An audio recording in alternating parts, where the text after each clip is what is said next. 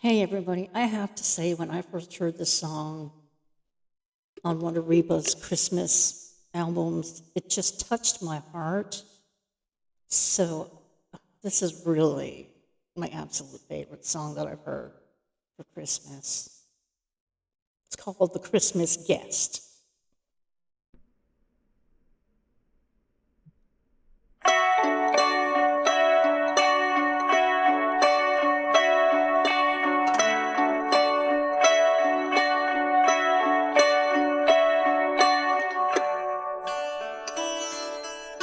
It happened one day near December's end when two neighbors called on an old friend, and they found his shop so meager and lean, made gay with 1,000 bows of green. And Conrad was sitting with faces shining when he suddenly stopped as he stitched a twine. And he said, "Old friends, at dawn today, as the cock was crowing the night away, the Lord appeared in a dream to me and said, 'I'm coming your guest to be.' So I've been busy with feet a-stirring, strewing my shop with branches of fir. The table is spread and the kettle is shined, and over the rafters the holly is twined. And I'll wait for my Lord to appear, and listen closely so I will hear his step as he nears my humble place, and I'll open the door and look on his face." So his friends went home and left Conrad alone. But this was the happiest day he had known. For long since his family had passed away, and Conrad had spent many a sad Christmas day. But he knew with the Lord as his Christmas guest, this Christmas would be the dearest and best.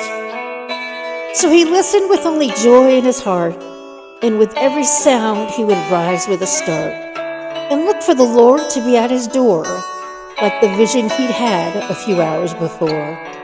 So he ran to the window after hearing a sound, but all he could see on the snow-covered ground was a shabby beggar whose shoes were torn, and all of his clothes were ragged and worn. But Conrad was touched, and he went to the door, and he said, "You know, your feet must be frozen and sore. I have some shoes in my shop for you, and a coat that will keep you warmer too." So with grateful heart the man went away, but Conrad noticed the time of day, and wondered what made the Lord so late, and how much longer he'd have to wait. When he heard a knock, he ran to the door, but it was only a stranger once more, a bent old lady with a shawl of black, with a bundle of kindling piled on her back. She asked for only a place to rest, but that was reserved for Conrad's great guest. But her voice seemed to plead, "Don't send me away. Let me rest for a while on Christmas Day." So Conrad brewed her a steaming cup and told her to sit at the table and sup. But after she left, he was filled with dismay, for he saw that the hours were slipping away, and the Lord hadn't come as he said he would. Then Conrad felt sure he had misunderstood. When out of the stillness he heard a cry, "Please help me and tell me where am I?" So again he opened his friendly door and stood disappointed as twice before. It was only a child that wandered away and was lost from her family on Christmas Day. Again Conrad's heart was heavy and sad, but he knew he should make the little girl glad. So he called her in, and he wiped her tears, and quieted all her childish fears.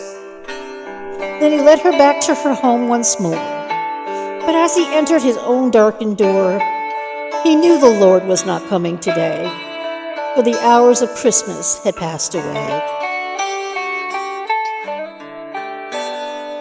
So he went to his room, and he knelt down to pray, and he said, "Dear Lord, why did you delay?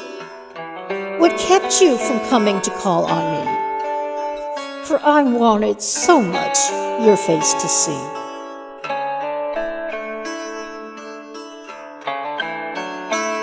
When soft in the silence a voice he heard, "Lift up your head, for I kept my word. 3 times my shadow crossed your floor, and 3 times I came to your lowly door.